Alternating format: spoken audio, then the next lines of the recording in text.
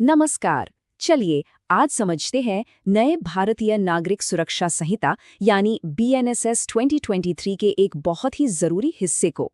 ये वो नियम है जो बताते हैं कि जब किसी पर कोई क्रिमिनल चार्ज लगता है तो उसकी पूरी प्रक्रिया क्या होती है।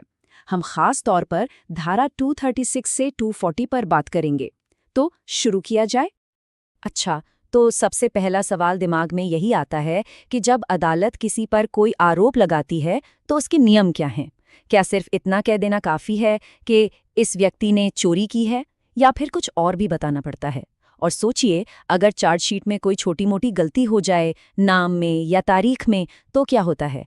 चलिए, आज इन्हीं सवालों के जवाब ढूंढते हैं। तो आज हम क्या क्या देखने वाले हैं? सबसे पहले हम समझेंगे कि एक चार्ज में क्या क्या जानकारी होनी चाहिए।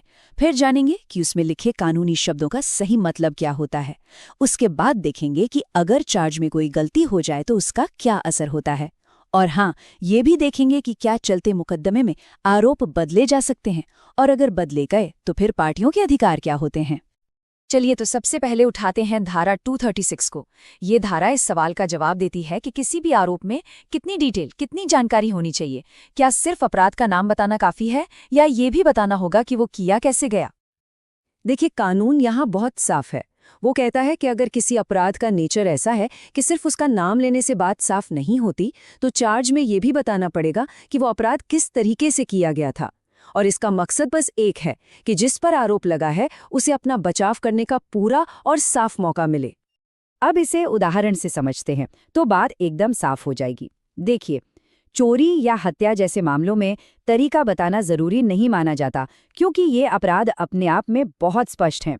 लेकिन अगर आरोप धोखाधड़ी का है तो बताना पड़ेगा कि भाई धोखा दिया कैसे गया। वैसे ही अगर किसी सरकारी अफसर के काम में रुकावट डालने का आरोप है तो ये साफ साफ बताना होगा कि रुकावट डाली कैसे गई। तो कुल मिलाकर बात यह है कि ये पूरा नियम एक बहुत बड़े सिद्धांत पर आधारित है, फेयर ट्रायल यानी निष्पक्ष सुनवाई का सिद्धांत। हर इंसान को ये जानने का हक है कि उस पर क्या इल्जाम है, ताकि वो अपनी बेगुनाही साबित करने के लिए सही तैयारी कर सके। अच्छा, ये तो बात हुई कि चार्ज में क्या क्या लिखना है, पर उन आरोपों में जो कानूनी शब्द इस्तेमाल होते हैं उनका क्या? क्या हर कोई उनका अपना अपना मतलब निकाल सकता है? जी नहीं, बिल्कुल नहीं। और यहीं पर काम आती है धारा 237। ये नियम बहुत ही सिंपल है। इसका मतलब है कि अगर चार्ज में चोरी शब्द लिखा है तो चोरी का मतलब वही होगा जो कानून की किताब यानी भारतीय न्याय संहिता में लिखा है। कोई भी अपनी मर्जी से उसका कोई दूसरा मतलब नहीं निकाल सकता। और ऐसा क्यों है?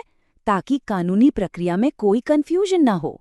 ये नियम पक्का करता है कि जज, वकील और जिस पर आरोप लगा है सब एक ही भाषा बोल रहे हैं, एक ही मतलब समझ रहे हैं। इससे पूरे सिस्टम में एक स्पष्टता बनी रहती है। अब आते हैं एक बहुत ही मजेदार सवाल पर।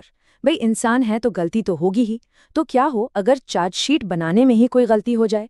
क्या एक छोटी सी टाइपिंग मिस्टेक पूरा केस खत्म कर सकती है? इसी का जवाब देती है धारा 238। जरा सोचिए, चार्ज में पीड़ित का नाम गलत लिख दिया गया या अपराध की तारीख एक दिन आगे पीछे हो गई। तो क्या ऐसी हालत में सिर्फ इस एक टेक्निकल गलती की वजह से आरोपी बरी हो जाएगा? चलिए देखते हैं कानून इस बारे में क्या कहता है। तो इसका सीधा सा जवाब है नहीं। हर गलती से केस खत्म नहीं होता। कानून बहुत प्रैक्टिकल है।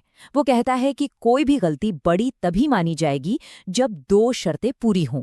पहली, क्या उस गलती की वजह से आरोपी को सच में कोई कंफ्यूजन हुआ? और दूसरी, क्या उस कंफ्यूजन की वजह से इंसाफ होने में कोई रुकावट आई?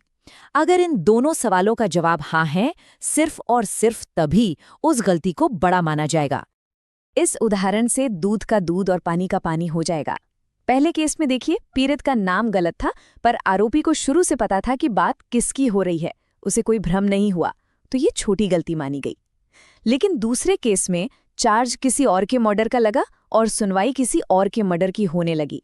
यहाँ तो जाहिर है कि आरोपी को अपना बचाव करने में भारी कंफ्यूजन होगा, इसलिए ये एक बड़ी गलती मानी गई। ठीक है, तो क्या एक बार आरोप तय हो गए तो वो पत्थर की लकीर बन जाते हैं? क्या उन्हें बदला नहीं जा सकता? धारा 239 कहती है बिल्कुल बदला जा सकता है। आरोपों में बदलाव मुमकिन है। कानून ने अदालत को ये ताकत दी है कि वो फैसला सुनाने से पहले किसी भी वक्त किसी भी चार्ज को बदल सकती है या कोई नया चार्ज जोड़ सकती है। ऐसा अक्सर तब होता है जब मुकदमे के दौरान कोई नया सबूत या कोई नई बात सामने आती है। और हाँ, जैसे ही कोई आरोप बदला जाता है तो कुछ चीजें तुरंत होती हैं। सबसे पहले बदला हुआ चार्ज आरोपी को पढ़कर सुनाया और समझाया जाता है। फिर अदालत ये तय करती है कि क्या आरोपी को नए चार्ज के खिलाफ तैयारी के लिए कुछ वक्त चाहिए। अगर जरूरत लगती है तो सुनवाई को टाला भी जा सकता है। मकसद वही है, फेयर प्ले। ठीक है, चार्ज बदल गया, आरोपी को बता भी दिया गया, पर अब आगे क्या?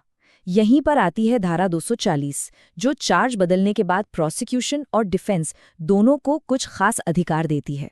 ये बहुत जरूरी है। चार्ज बदलने के बाद दोनों ही पक्ष उन गवाहों को दोबारा बुला सकते हैं जिनसे पहले पूछताछ हो चुकी है, और अब वो बदले हुए आरोप के हिसाब से उनसे नए सवाल पूछ सकते हैं। इतना ही नहीं, वो नए गवाहों को भी पेश कर सकते हैं। और इस सब का मकसद क्या है? वही एक बात, न्याय। ये पक्का करना कि मुकदमे के बीच में हुए किसी भी बदलाव की वजह से किसी भी पक्ष के साथ नाइंसाफी न हो। अगर खेल के नियम बीच में बदले हैं तो दोनों टीमों को अपनी स्ट्रैटेजी बदलने का बराबर मौका मिलना चाहिए। तो चलिए एक फटाफट रीकैप कर लेते हैं कि आज हमने इन 5 धाराओं के बारे में क्या-क्या मुख्य बातें समझी।